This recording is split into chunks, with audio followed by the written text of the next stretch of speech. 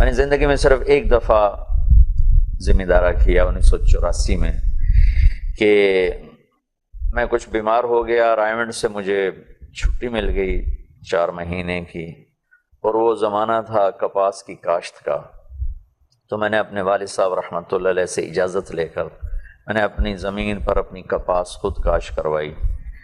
جون کا رمضان تھا، اور جون میں ہی مئی میں کاشت ہوتی تھی، جون میں پھر اس کی راکھی ہوتی تھی۔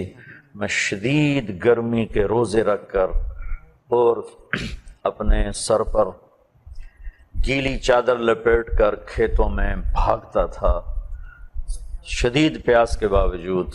ایک ایک پودے پر میں خود کھڑا ہوتا تھا۔ میں 4 مہینے جب سے تبلیغ میں لگا ہوں، پھر اللہ تعالیٰ نے کام کرنے والے ایسے دے دیے کہ ضرورت نہیں پڑتی۔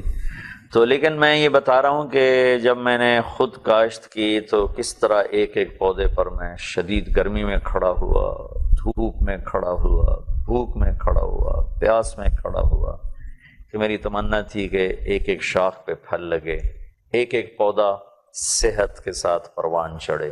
یہ تعلق ہے خاوند اور بیوی کا، کہ خاوند اپنی بیوی کی اس طرح حفاظت کرے کہ وہ ایک پھلدار درخت کی طرح پروان چڑھے، ایک سرسبز درخت کی طرح، پودے کی طرح وہ پروان چڑھے، پھر وہ پھل لے، پھولدار ہو۔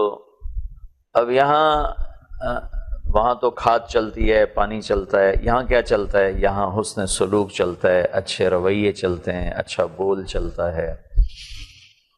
اور ایسے حرث میں عورت کے لیے اشارہ ہے کہ اسی پودے کی راکھی کی جاتی ہے جو پھول بھی نکالے، پھل بھی نکالے۔